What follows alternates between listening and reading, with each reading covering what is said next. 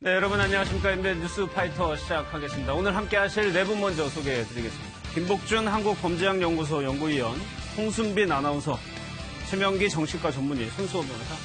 네, 어서 오십시오. 안녕하세요. 예. 오늘 첫 번째 사건부터 살펴보겠습니다. 도피 생활을 10년간 했던 것 같습니다. 그런데 잡혔습니다. 손수호 변호사님 어떤 내용이죠? 10년 전입니다. 2007년 8월에 예. 강도 사건이 발생하는데요. 그 강도를 범했던 그런 범인이 형사처벌을 받게 됐습니다. 그런데 예. 아슬아슬하게 형사처벌을 받게 되는데요. 바로 공소시효 때문입니다. 2007년으로 거슬러 가겠는데요. 예. 2007년 8월 25일 자정을 조금 넘긴 시간에 통영시내 여관에서 이제 커피 배달을 온 다방 종업원이 있었는데요. 이 예. 종업원을 흉기로 위협해서 현금 48만 원을 강취합니다. 즉 강도 행각을 벌인 거죠. 그게 끝이 아니었습니다. 그 다음 날인 8월 26일 밤 10시경에도요. 또 다른 여관에서 비슷한 수법으로 이번에는 4만 6천 원을 강취했는데요. 예. 이렇게 두 건의 강도 행각을 벌인 거죠. 예. 그런데 그 후 10년 가까이 되도록 범인이 잡히지 않았습니다. 그리고 이 강도가 법정형이 3년 이상의 유기징역인데요. 3년 이상? 네. 그런데 예. 이제 이처럼 장기 10년 이상의 징역 또는 금고에 해당되는 범죄의 경우에는요. 공소시효가 10년입니다. 10년. 네. 예. 그리고 또 형사소송법에 따르면은 시효 같은 경우에는 또 첫날도 이제 다 산입이 되거든요. 예. 그러다 보니까 공소시효 만료되는 게 첫 번째 강도 같은 경우에는 올해 8월 24일이 끝나면은요. 예. 24일 자정이 되면은 공소시효가 완성됩니다. 두 번째 범죄는 또 그 다음 날이 되겠죠. 예. 그렇다면은 범인을 잡아도 형사처벌하지 못하는 그런 상황이 되는데. 그러네요. 네.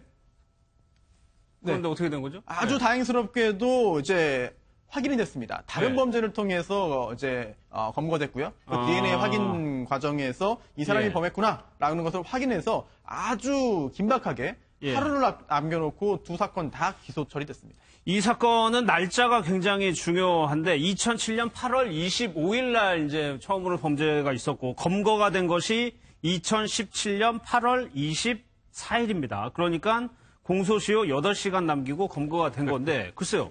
원장님, 그러면 이 범인은 본인의 공소시효를 계산을 하고 있었을까요? 근데 그건 이제 범죄에 따라 다릅니다. 예. 만약에 어떤 범인이 내가 사람을 죽였다. 그런 경우에는 당연히 본인도 머릿속으로 계산을 하겠지요. 중한 중한 범죄니까. 예. 그러나 이 경우에는 범죄자 입장에서는 그렇게 중한 범죄가 아니었을 수도 있어요. 그렇기 때문에 이거를 갖다 일일이 그 몇 날 며칠을 갖다 기억하고 그러면서 살지는 않았을 거라고 추정이 돼요. 그러면은 어떻게 보면 운이 나빠서 걸렸다 이렇게 봐야 되는 거예요? 운이 나빠서 걸렸다는 부분도 있고, 예. 그런 다음에 우리가 또 이제 진행하면서 어떤 범죄로 이번에 걸리게 됐나를 갖다 봐야 되긴 하지만 예. 보통 범죄자들의 특성이 뭔가 이렇게 범죄를 하나 저지르면은 그냥 일반인과 범죄자의 중간에 있는 경우에는 예. 범죄를 저지르면 한동안은 조심하려고 해요. 그렇겠죠, 저지르면 한동안 당연히. 조심하려고 해요.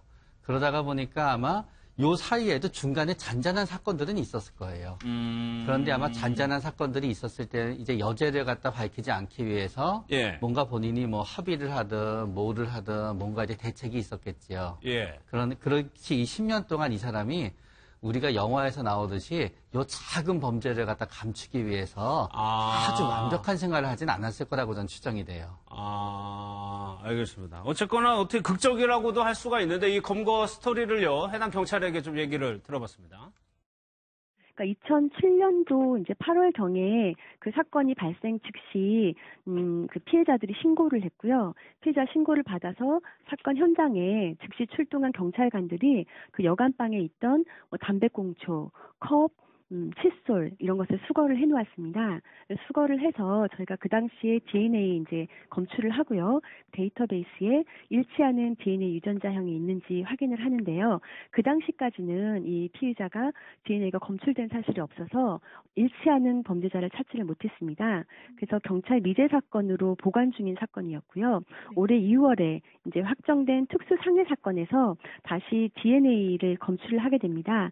DNA는 모든 모든 범죄에 있어서 검출하는 것은 아니고요. 특수상해 사건을 저지른 바람에 DNA가 검출이 되어서 그 DNA 데이터베이스에 이제 확인을 해보니까 이 당시 2007년도 약 10년 전이죠. 이때 보관하고 있던 DNA랑 일치하는 것을 발견을 한 것입니다. 8월 25일 날 범행은 저희가 DNA 검사 결과가 확인된 8월 24일 당일날 공소시효가 완성되는 거였고요. 8월 26일 범행은 그 다음 날인 8월 25일 날 공소시효가 완성되는 범죄였습니다. 이런 범죄자가 10년을 도망을 다녀도 결국은 검거된다는 것을 알려줄 수 있는 계기도 된 것 같습니다. 김복준, 결국에는 이 DNA 때문에 이 사람을 잡을 수 있었다는 거 아니에요? 아마 그 당시에 이제 모텔방에서 범행했잖아요. 예. 그 범행할 때 그 모텔방 내에 이 범인이 이제 피우던 담배꽁초, 이런 거를 이제 수거해가지고 DNA를 도출했던 겁니다. 예, 도출을 해가지고, 이 유전자 은행에다가 이제 가지고 있었어요. 가지고 있었는데, 그 이후에 이 사람이 그 DNA 이 유전자를 채취하는 다른 범죄를 저질렀었으면, 예. 아마 바로 대조가 돼가지고 검거가 됐을 거예요. 근데 지금까지는 DNA 유전자를 채취하는 종류의 범죄를 저지르지는 않은 것 같습니다. 그러니까 모든 범죄인에 대해서 DNA를 채취하는 그렇지 않습니다. 게 아니에요. 그리고 네. 강력 사건, 살인이라든지 강도라든지 성범죄, 요번 같은 경우는 이제 사실은 특수상해도 DNA를 필수적으로 채취하는 범죄는 아니에요. 아, 그래요? 예, 그런데 이제 요번에 특수상해, 그러니까 아마 뾰족한 어떤 흉기를 사용해서 사람을 가해하니까 예. 아주 위험범으로 보고 DNA를 도출했던 것 같습니다. 예. 그러다 보니까 이제 2007년병에 이 모텔방에서 발견했던 DNA 담배꽁초에서 그 DNA하고 요번 거하고 이제 대조해 보니까 딱 맞아 떨어져서 거의 하루 남겨놨으니까 이거 거의 007 작전 해야 되거든요. 네, 왜 그러냐면 피의자를 원거리에서 인수해가지고 피의자 신문조서를 받고 바로 또 기소중지 제기해가지고 영장 신청을 해야 되거든요. 그러니까 서류상 자료고 그 시간이 상당히 복잡해요. 그래서 이거 아마 거의 007 작전 하듯이 했을 거예요. 예. 그러니까 처음에 DNA를 채취를 했을 때 그 전에는 전과가 없었다는 의미가 되는 거예요? 전과가 없는 건 아닌 것 같아요. 왜냐면요. 지금 좀 전에 그 검사의 이야기를 보더라도 DNA 채취하는 그런 대상이 되는 범죄 전과가 없었다라고 했거든요. 그렇다면은 정확히는, 이게 DNA 신원 확인 정보의 이용 및 보호에 관한 법률이 있습니다. 예. 이 법률에 보면은요. 좀 전에 교수님 말씀하신 것처럼 굉장히 좀 상대적으로 무거운 범죄의 경우에는 DNA를 검사가 채취하도록 하고 있는데 이게 규정을 보면은요. 채취하여야 한다가 아니라 채취할 수 있다예요. 그렇기 때문에 아마 검찰 내부 규정에 따라서 범죄의 경중을 두고 있을 것 같은데요. 예. 이 피의자 같은 경우에는, 이 피고인 같은 경우에는 이제 당시에는 그런 이 채취 대상이 되는 범죄의 전과가 없었기 때문에 알려지지 않고 있다가 그 후에 이제 그 특수폭행 범죄를 저질렀고 예. 이 판결이 또 선고가 된 것도 아니고 또 확정이 돼야 됩니다. 또 때마침 그 전에 확정이 됐고 확정이 된 범죄를 범한 그런 그 수용인에 대해서 또 확인하는 절차를 검사가 했고 예. 여러 가지 과정이 맞아떨어졌기 때문에 극적으로 처벌이 가능하게 됐던 것이죠. 그러니까 저희가 극적이라고 표현하는 이유를 좀 아실 거예요. 그 상황에서 굉장히 긴박하게 움직였어야 되는데 여기서 경찰도요. 굉장히 신속하게 움직여줬다고 합니다. 그 얘기도 좀 한번 들어보겠습니다. 신속하게 검거한 것은 경찰관이 굉장히 검거를 잘한 것이고요.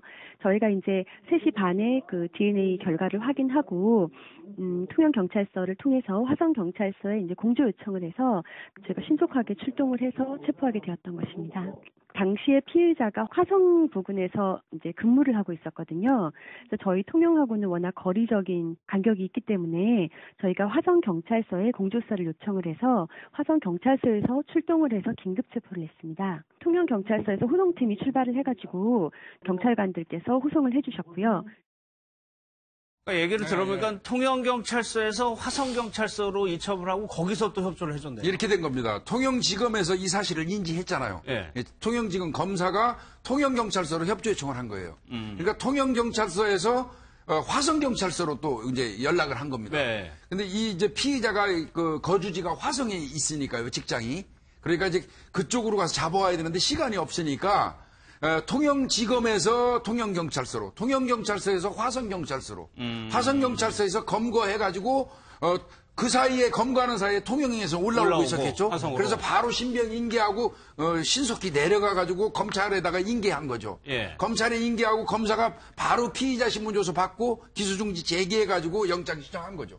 그러니까 아마 청각을 다투는 시간대였어요. 왜 그러냐면 예. 이 시간을 넘어가 버리면 이 사람은 법정에 세울 수가 없어요. 그렇죠. 기소를 못하는 화성 거죠. 연쇄살인 사건의 범인을 지금 검거한다고 하더라도 법정에 세울 수 없는 것처럼 공소시효가 완료돼 버리거든요. 그래서 아마 이 거의 뭐 007 작전 내가 아까 뭐 방불하듯이 했다고 그러는데 예. 사실은 이 범인이요. 제가 판단할 때는 완전 범죄를 했다고 생각했을 가능성이 많아요. 스스로가. 예, 2007년경에 모텔에서 두 건의 강도 행각을 한 거는, 예. 이거 나는 완전히 성공했다. 10년 동안. 예. 그래서 자신의 범행 완전히 잃어버렸을 거예요. 그럴 가능성도 있겠네요. 10년 동안 네. 경찰이 자신을 쫓지 않는다고 그러니까요. 하면 네. 안심했을 수도 있을 것 같아요. 그러니까 아마 중간중간에 제 생각에는 이 범인이 절도를 그 다음에 다시 전혀 안 했을 가능성은 높진 않다고 생각이 돼요. 예. 그러나 이제 그때 한번 그런 어떤 흉기를 든 절도를 하고 나서는 본인도 굉장히 거기에 대해서 두려운 마음도 있고 했기 때문에 그 다음에는 이제 안 들키게 절도를 했겠죠. 첫 번째 절도는 그렇게 했고요. 예. 그런데 자기가 항상 용의선상에 안 오르는 걸 보니까 잊어먹었다라고 생각할 수도 있고요. 예. 그런 다음에 어쩌면 이 범인이 그 사이에도 그냥 단순 폭행은 몇 번 있었을 수도 있어요. 그랬을 때마다 경찰이 자신한테 물어보는 거지 않는 거를 보니 그거는 확실히 감축했구나라고 하는 그렇죠. 걸 이제 확신하게 되었던 거고요. 아니, 실제로도 이 사람이 집행유예를 살고 있었다는 거는 다른 범죄가 네. 있었다는 거잖아요. 네. 그러니까 점점 본인이 그런 일로 수사를 받을 때마다 이 범죄를 경찰이 안 물어보는 걸 보니까 나는 괜찮은 거야 라는 자기 확신은 점점 더해졌기 때문에 예. 아까 우리가 처음에 얘기했듯이 10년을 갖다 마음을 졸이면서 살지는 않았을 것 같고요. 그러나 아까 제가 작은 범죄라고 한 건 진짜 시청자분들한테 죄송한데요. 예. 큰 범죄와 작은 범죄가 있을 수는 없는데 서영인과 같은 형이 큰 범죄와 비교했을 때는 작다는 의미여서 이제 그 부분은 혹시 예. 잘못 마음 상하게 했으면 진짜 죄송하고요. 예. 실질적으로 노래 연습장에서 회식하다가 동료 예. 직원을 때린 적이 있었어요. 예, 그래서 이게 DNA가 나온 거예요. 특수상의 뾰족한 물건, 날카로운 물건으로 노래방에서 자신의 아마 노래를 입력해놨는데 그 여직원이 같이 근무하는 직장 여직원이 일방적으로 취소를 한 모양이에요. 예. 근데 우리 같으면 취소했다고 하더라도 화내고 사람 때리고 때리겠습니까? 이 사람은 원래부터 강도 행각을 일삼던 사람이기 때문에 포악한 사람이에요, 성격적으로. 네, 그러다 보니까 요번에도 이제 더더군다나 여자 동료잖아요. 네. 여자 동료를 날카로운 어떤 흉기로 폭행을 하다 보니까 특수상해죄가 된 거예요. 네. 그러니까 이제 DNA를 도출하게 된 거고 그 바람에 이게 이제 적발이 된 건데 이 사람이 이제 2007년경에 여관에서 두 건의 강도 행각을 벌인 거는 이름은 없어요. 이름은 없지만 불상의 범인으로 기소 중지가 돼 있던 거예요. 언젠가는 발견될 거라고 판단하고 성명 불상자를 수배를 시켜놓은 겁니다. 기소 중지를 해놓은 거예요. 그거를 요번에 검거해가지고 기소 중지 제기를 한 거고 그 제기에 의해서 이제 불상자의 이 사람 이름이 들어간 거죠. 범인으로. 그리고 구속영장이 발부된 겁니다. 근데 이런 범죄자들이요, 자신의 범죄에 대해서 공소시효 같은 정도의 지식은 가지고 있나요? 가지고 있어요. 가지고 있습니다. 전과가 많을수록 자신의 어떤 공소시효는 정확하게 알고 있고 어떤 경우는요. 예. 제가 검문소에서 옛날에 형사 근무할 때 검문소에서 잡았는데 진짜 그것도 하루 남았어요. 하루. 예, 강도 하루 남았는데 딱 검거해가지고 데리고 들어오니까 아주 당당하게 들어오더라고요. 강도 원래 수배자는 현장에서 적발되면 덜덜 떨거든요. 근데 당당하게 들어오더라고요. 그래서 알고 있었구나. 당차구나 그러고 앉혀놓고 당신 체포한다 그랬더니 전 공소시효 지났는데요. 그러더라고요. 착각한 겁니다. 네. 본인이 하루 착각한 거예요. 자신의 범행한다라고. 그래서 압니다. 예, 자신들의 공소시효가 언제인지 알아요. 공소시효 관련해서 착각하는 경우가 또 요즘에 종종 있는 게 국외로 도피합니다. 예. 그 다음에 시간 다 끝났구나, 완성됐구나라고 해서 입국을 하는데요. 전에 그런 사례가 있어요. 네. 근데 이제 범죄 도피 목적으로 국외로 나갔을 경우에는 또 기간이 공소시효가 또 진행하지 않기 때문에 결국은 당당하게 입국했다가 바로 체포돼가지고 처벌을 받는 경우가 종종 발견되죠. 그럼 원장 이런 사람의 경우에는 본인이 범행을 저질렀지만 경찰이 수사를 하지 않는다. 그러니까 그런 거에 대해서 감각이 좀 무뎌지는 건가요? 그러니까 네. 다른 범죄를 또 하게 되고? 네, 그런데 이 사람이 범죄를 갖다 저지른 데는 어떤 특징적인 패턴이 있는 것 같아요. 예. 둘 다 이제 여성이었고요. 그러고 나서 아무래도 둘 다 어느 정도 술을 마신 상태였던 것 같습니다. 그렇기 때문에 첫 번째 범행이 결국은 강도로 이어지긴 했지만 예. 아마 제일 첫 번째 범행을 촉발시킨 요인은 뭔가 자기가 남자로서 무시당했다는 느낌 같은 게 강했을 수 있어요. 아, 그 당시에. 네, 그러니까 내 너한테 복수를 해야 되겠어. 그래가지고 이제 돈까지 뺐고 굉장히 이제 겁을 갖다 내게 한 거죠. 예, 예. 그리고 그 여파가 풀리지 않으니까 그 다음날까지 또 여성에까지 이어졌던 거예요. 요번에 같은 경우에도 결국은 내 노래, 내가 할 순서인데 왜 여성이 자기보다 나이가 어리고 나이가 어릴 수도 있고 아닐 수도 예, 있지만 예, 예. 본인이 나름대로 위라고 생각했는데 그 순서를 바꾸는데도 굉장히 화가 났었던 그러니까 거예요. 무시당했다고 느끼는 네, 거고. 무시당했다는 거고 그게 술을 취한 상태에서 여성한테 무시당했다고 생각하는 건데 그 여성이 자기가 생각하기에는 자기보다 낮은 여성이라고 생각하는 여성한테 무시당했을 때는 참지 못하는 거예요. 예, 예, 그렇기 예. 때문에 그게 이 사람의 범죄를 이번에도 비슷한 상황에도 비슷하게 촉발시켰을 거예요. 그러니까 이런 사람은 다른 범죄들도 충분히 좀 해봐야 될 것 같아요. 가능하죠. 예, 이제 이 사람의 어떤 이 범죄 행태를 보면 강도예요, 주로. 조금 전에 그 최명기 원장님 말씀하신 것처럼 약자를 대상으로 한 강도 행각을 좀 하는 거고요. 예. 주로 이제 그러니까 여성이 되겠죠. 그래서 이제 이런 사람들이 이제 우리 범죄학에서는 권력형 범죄자 혹은 예. 뭐 힘의 과시형 범죄자 이렇게 부르거든요.